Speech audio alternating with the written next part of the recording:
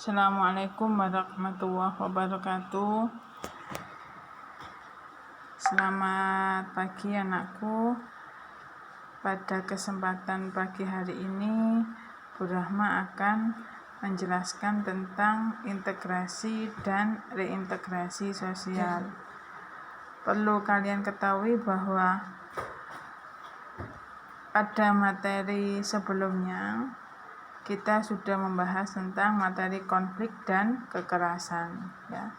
Sebelumnya Bu Rahma akan menjelaskan tentang tujuan pembelajaran, ya, pada materi hari ini yang bisa kalian simak pada PowerPoint yang sudah Bu Rahma sajikan, ya. Ada beberapa item pada tujuan pembelajaran itu, bagaimana nanti ending dari materi kita hari ini, ya. Diawali dari materi yang pertama, yaitu tentang pelaksanaan metode ilmiah, ya. Pada konsep yang ada di buku paket yang sudah dipinjam dari perpustakaan, ya, yang sudah kalian pinjam di perpustakaan. Menurut kajian ilmu sosiologi, metode ilmiah ini memiliki 5 tahap, ya. Yang pertama, melakukan observasi atau pengamatan sosial. Yang kedua, melakukan identifikasi masalah yang kita dapat dari hasil kita melakukan observasi sosial tadi. Kemudian yang ketiga adalah menyatakan hipotesis. Hipotesis di sini adalah kesimpulan awal yang kita dapatkan dari hasil observasi tadi sebelum kita melakukan penelitian sosial yang sesungguhnya. Yang keempat, melakukan eksperimen. Eksperimen di sini adalah berkaitan dengan penelitian sosial yang akan kita lakukan.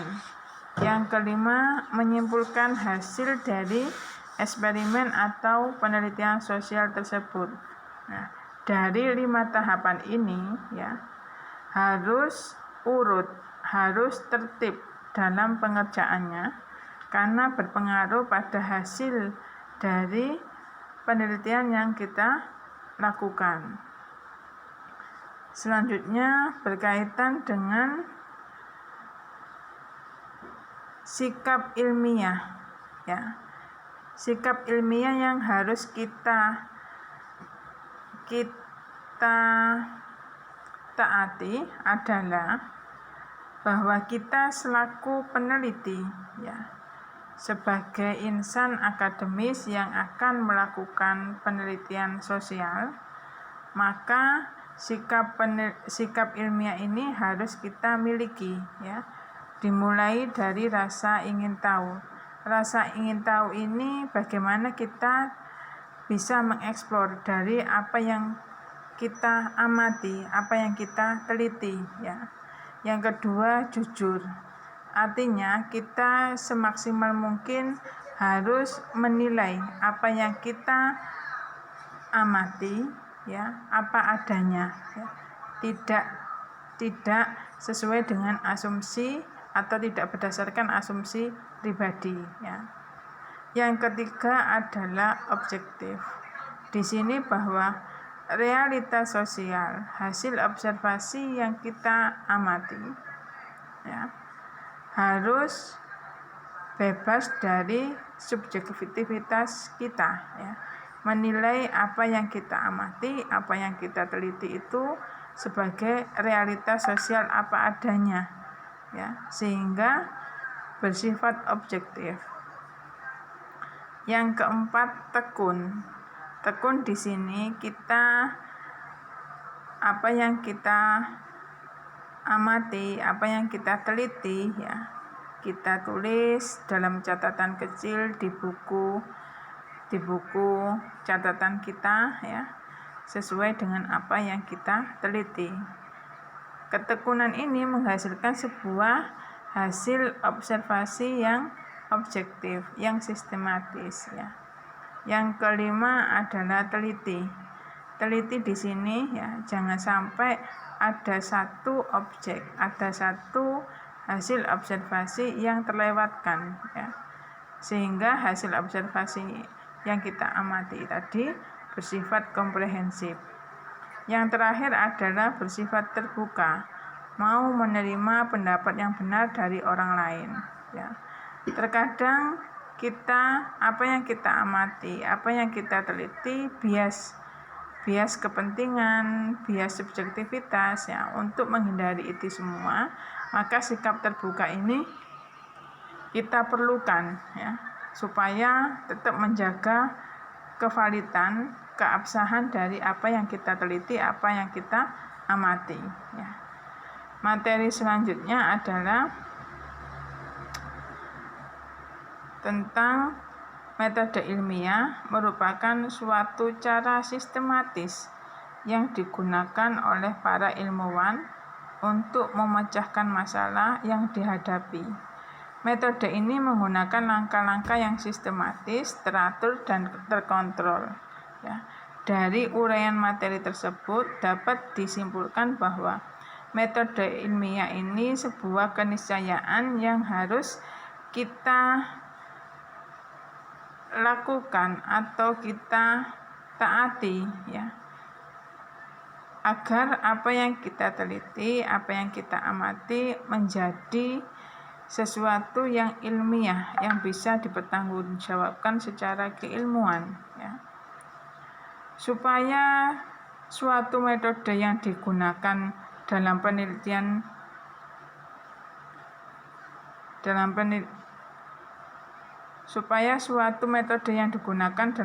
disebut metode ilmiah, maka metode tersebut harus mempunyai kriteria sebagai berikut ya. Dari PowerPoint yang sudah Bu Rahma sajikan itu ada 6 ya, ada 6. Berdasarkan kenyataan atau fakta, bebas dari prasangka, memakai prinsip analisa, menggunakan hipotesis, menggunakan ukuran yang objektif, dan menggunakan teknik kuantifikasi. Nah, dari 6 kriteria ini, maka suatu realitas sosial ya bisa dikatakan bersifat ilmiah yang bisa dipertanggungjawabkan secara keilmuan ya.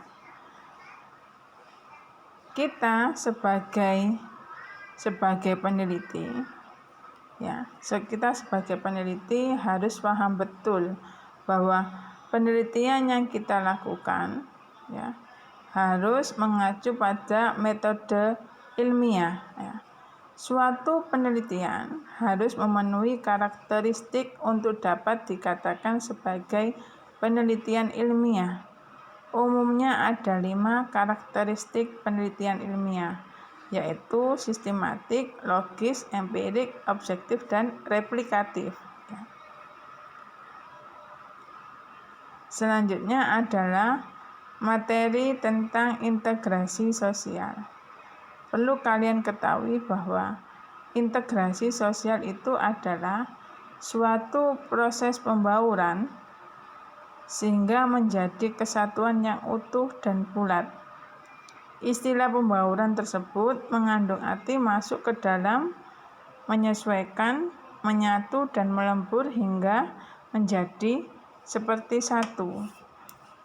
Dengan demikian dapat dikatakan bahwa integrasi merujuk pada masuk, menyesuaikan, atau meleburnya 2 atau lebih hal yang berbeda sehingga menjadi seperti satu. Dari uraian tersebut kita dapat menyimpulkan bahwa integrasi sosial adalah proses penyesuaian unsur-unsur yang berbeda dalam masyarakat sehingga menjadi satu kesatuan. Unsur-unsur yang berbeda tersebut dapat meliputi perbedaan kedudukan sosial, ras, etnik, agama, bahasa, kebiasaan, sistem nilai, dan norma.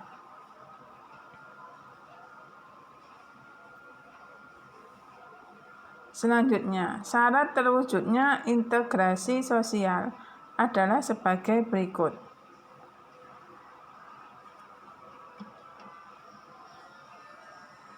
Anggota masyarakat merasa berhasil saling mengisi kebutuhan-kebutuhan di antara mereka. Masyarakat berhasil menciptakan kesepakatan atau konsensus bersama mengenai norma dan nilai-nilai yang dilestarikan dan dijadikan pedoman. Yang terakhir adalah norma-norma dan nilai sosial itu berlaku cukup lama, tidak mudah berubah dan dijadikan secara konsisten oleh seluruh anggota masyarakat. Suatu integrasi sosial dapat berlangsung cepat atau lambat, bergantung pada faktor 4 hal, yaitu homogenitas kelompok, besar kecilnya kelompok, efektivitas komunikasi, dan efektivitas komunikasi. Ini ada dua, sebenarnya ada 3 ini faktor cepat lambatnya suatu integrasi sosial terjadi ya. Homogenitas kelompok, besar kecilnya kelompok, dan efektivitas komunikasi ya. Selanjutnya, bentuk-bentuk integrasi sosial adalah sebagai berikut. Ada 3, integrasi normatif, integrasi fungsional, dan integrasi koersif. Proses integrasi dapat dilihat melalui proses berikut. Yang pertama asimilasi dan yang kedua akulturasi. Ya. Kebudayaan asing akan relatif mudah diterima apabila memenuhi syarat sebagai berikut. Tidak ada hambatan geografis, memberikan manfaat yang lebih besar, adanya persamaan dengan unsur kebudayaan yang lama, adanya kesiapan pengetahuan dan keterampilan tertentu. Ya. Kebudayaan itu bersifat kebendaan. Integrasi sosial dapat dicapai karena adanya faktor-faktor berikut. Yang pertama, toleransi. Yang kedua, kesempatan yang seimbang. Yang ketiga, sikap saling menghargai orang lain. Yang keempat, sikap terbuka dari golongan yang berkuasa dalam masyarakat. Yang kelima, persamaan dalam unsur-unsur kebudayaan. Dan yang terakhir, perkawinan campuran atau amalgamasi. Integrasi sosial juga dapat terwujud karena adanya keteraturan sosial. Adapun faktor-faktor yang mempengaruhi keteraturan sosial antara lain pengendalian sosial dan wewenang, adat istiadat, norma hukum, prestis, dan kepemimpinan. Reintegrasi sosial adalah sebagian upaya untuk membangun kembali kepercayaan, modal sosial, dan kohesi sosial. Proses ini bukanlah proses yang mudah. Proses ini cukup sulit dan memakan waktu yang lama. Disintegrasi atau disorganisasi adalah perubahan yang terjadi pada lembaga-lembaga kemasyarakatan, dapat membuat pudahnya norma-norma dan nilai-nilai dalam masyarakat. Dalam integrasi sosial, sarana pengendalian konflik sangat dibutuhkan oleh masyarakat yang berkonflik, dengan tujuan untuk menetralkan ketegangan-ketegangan yang timbul dari dampak konflik. Contohnya, melalui kompromi antara perwakilan yang berkonflik melakukan perdamaian dan menyadari kesalahan tindakan yang telah diperbuatnya. Perubahan yang terjadi pada lembaga kemasyarakatan dapat membuat pudarnya norma-norma dan nilai-nilai dalam masyarakat. Kondisi ini oleh Surjono Sukanto disebut sebagai disorganisasi atau disintegrasi sosial. Awal terjadinya kondisi ini adalah situasi di mana ada ketidakseimbangan atau ketidakserasian unsur dalam masyarakat karena salah satu unsur dalam sistem masyarakat tidak berfungsi dengan baik. Apabila terjadi disintegrasi sosial, situasi di dalam masyarakat itu lama-kelamaan akan menjadi chaos atau kacau. Pada keadaan demikian akan dijumpai anomi, tanpa aturan, yaitu suatu keadaan di saat masyarakat tidak mempunyai pegangan mengenai apa yang baik dan buruk dan tidak bisa melihat batasan apa yang benar dan yang salah. Dalam kebingungan tersebut, masyarakat berusaha untuk kembali pada tahap integrasi, di mana lembaga politik, ekonomi, pemerintahan, agama, dan sosial berada di dalam keadaan yang selaras, serasi, dan seimbang. Proses ini disebut dengan reintegrasi. Reintegrasi atau reorganisasi adalah proses pembentukan kembali norma-norma dan nilai-nilai baru untuk menyesuaikan diri dengan lembaga-lembaga yang mengalami perubahan. Reintegrasi sosial adalah sebagian upaya untuk membangun kembali kepercayaan, modal sosial, dan kohesi sosial. Proses ini bukanlah proses yang mudah. Proses ini cukup sulit dan memakan waktu yang lama. Demikian penjelasan Bu Rahma terkait materi integrasi dan reintegrasi sosial. Terima kasih atas komitmen kalian dalam menyimak video pembelajaran yang sudah saya sajikan. Selamat belajar. Wassalamualaikum warahmatullahi wabarakatuh.